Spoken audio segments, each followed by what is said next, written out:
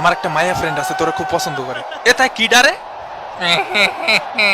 শখের বেডি চলে যাওয়ার পরে আমি আর হাসি নাই। কালকে রাত্রে কি দিয়ে ভাত খাইছিস?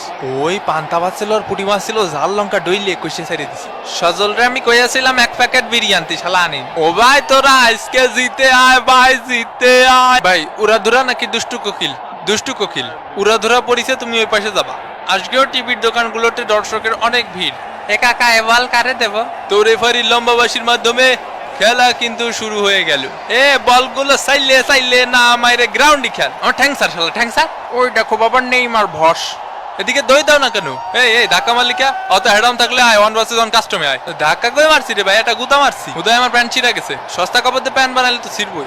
যা শালা 2 টাকার নেমি। ম্যাচ শেষে তোমার আর ওর মধ্যে 1 vs 1 কাস্টম খুলে দিবনি। ওরে কাকা গলা টিপে ধরিছে, কাকা গলা টিপে ধরিছে।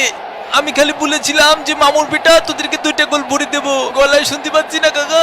ও শালা ট্রিটমেন্ট মাঠের বাইরে যায় করাও, হুদায় টাইম নষ্ট করে না। মাথার চুল পড়ে যাচ্ছে রে কাকা। হাল করতে খেলতে আসো কাকা? 3টে পেনাল্টি দেওয়ার কথা ছিল আপনার। আরে দেবো যাও দিচ্ছি।